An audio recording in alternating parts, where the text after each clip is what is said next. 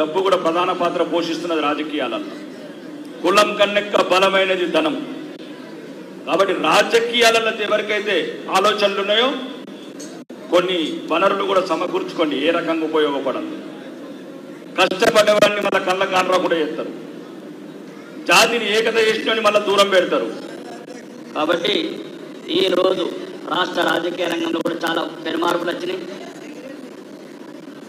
ఇంకా రిజర్వేషన్స్ అవన్నీ అన్నగారు చెప్తారు, 42% అవన్నీ విషయాలు వాళ్ళు చెప్తారు, అధికార పార్టీ కాబట్టి.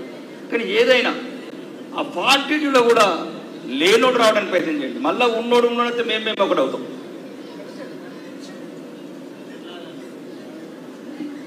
ఏదైనా ఏ రిజర్వేషన్ మళ్ళీ కోటీశ్వరుని తీసుకెళ్తారు. కాబట్టి సామాన్యులు రావాలి, బలహీనులు రావాలి. ఎందుకంటే నేను ఒక మేధావి చెప్తున్నాడు, తెలంగాణలో మొత్తం ఎంటైర్ ఐఏఎస్లో ఎలిజిబుల్ అయిన వాళ్ళ 2 మాత్రమే గవర్నమెంట్ స్కూళ్ళలో చదువుకున్నాడు, 60 మంది కార్పొరేట్ స్కూళ్ళలో చదువుకున్నాడు. ఆయనకి ఏముంటుంది సమాజం మీద ప్రేమ? అరాచక అణిచివేయబడలేదు, పేదరికం చూడలేదు, గ్రామీణం చూడలేదు. కాబట్టి చదువులో కూడా మేము అప్పుడే ప్రభుత్వాన్ని కూడా ఎందుకు చెప్తున్నామంటే, ముఖ్యంగా బలహీన వర్గాలు ఎక్కడ ఉంటాయో అట్లాంటి చోట ఎక్కువ మనం దృష్టి పెట్టాలి. విద్య కావచ్చు, వైద్యం కావచ్చు, ఉపాధి కావచ్చు. పల్లెలలో ఉండేది అంతా ఇవే, బీసీ కులాలు. కాబట్టి మీరు కూడా అన్ని వ్యాపార రంగాలతో పాటు రాజకీయ రంగాలలో ఇంకా మళ్ళా చివరిగా చెప్తున్నా, ఈ మధ్యన చాలా మంది డిస్కషన్ చేస్తున్నారు.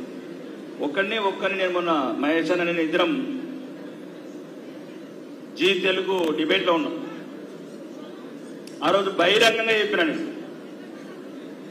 సార్లు మేము మస్తు వెళ్ళినాం, రెడ్డిలు అయిపోయినరు, ఎల్మోళ్ళు అయిపోయినరు, కమ్మోళ్ళు అయిపోయినరు, ఇక ఇక్కడ నుంచి బీసీలకి ఇద్దాం ఒక 20-30 ఏళ్ళు అని చెప్పిన బహిరంగంగా ముఖ్యమంత్రి పదవి. తెలంగాణలో మొదలు మాట్లాడిన ఎమ్మెల్యే నేను. ఏమైతుంది? 3-4 సార్లు తిన్నాం, ఒకసారి తినండి, 2 సార్లు తినండి, ఏం గొప్పలు పోతాయి? ఈ ఆలోచన అందరిలో రావాలా. కాబట్టి మీరు కూడా దయచేసి మీ బిడ్డలను మీరు రక్షించుకోవడం నేర్చుకోండి. సభలు పెట్టేదారు, మీ వాళ్ళు పోటీ చేస్తే ఓడగొడతారు. మీలో ఐక్యత లేనని రోజులు డబ్బున్నోడు అగ్రవర్ణాలు ఆడుకుంటూనే ఉంటారు మిమ్మల్ని. నేను చెప్తున్నాను కదా, చెప్పాను, నా దగ్గరికి వచ్చిన చెప్పినా, మీరు ఎప్పుడైతే మీ కులంకు బలం అవుతారో మీ వాళ్ళని ఉన్నతమైన స్థానాలకు తీసుకెళ్ళాలి. ఉన్నతమైన స్థానాలకు తీసుకెళ్తే మనం మీ జాతి గురించి ఆలోచిస్తారు. పేగు బంధం కదా, పేగు బంధం ఉంటుంది. ఏముంటుంది వేరేడికి? బీసీ అయితే బీసీ బిడ్డ కొద్దిగా బీసీల గురించి బీసీ హాస్టళ్ళు, ఎస్సీ బిడ్డ అయితే ఎస్సీ హాస్టళ్ళు. ఎవడుంటాడు ఎస్సీ హాస్టల్లో? బీసీ హాస్టల్ ఎవడుంటాడు? గవర్నమెంట్ హాస్పిటళ్ళు ఇవన్నీ ఎవరుంటారు? మధ్యతరగతి, బడుగు బలహీన వర్గాలు.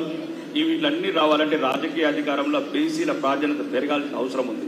ప్రకటనలకు రాజకీయాలకి వాడుకోకుండా ఏ ప్రభుత్వం ఉన్నా బీసీల చిత్తశుద్ధితో ప్రయత్నం చేస్తే కొద్దిగా సమస్య పరిష్కరించవచ్చు.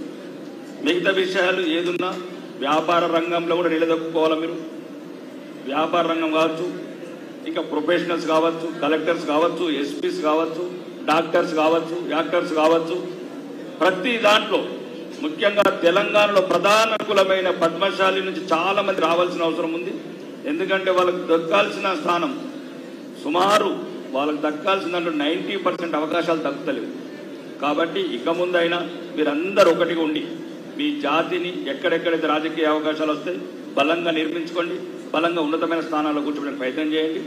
చేసిందేనే మీ జాతి గురించి ముందుకెళ్తారు, మీకు సంబంధించిన పథకాలు ముందుకెళ్తాయి. కాబట్టి నేను మనస్ఫూర్తిగా రాబోయే రోజులలో రాబోయే ప్రభుత్వంలో కూడా బీసీ ముఖ్యమంత్రి కావాలని మనస్ఫూర్తిగా కోరుకుంటూ ఈ అవకాశం నాకు ఇచ్చిన మీ అందరికీ ధన్యవాదాలు. బోలో Bharat Mata. Thank you sir. ఒక జాతి ఏ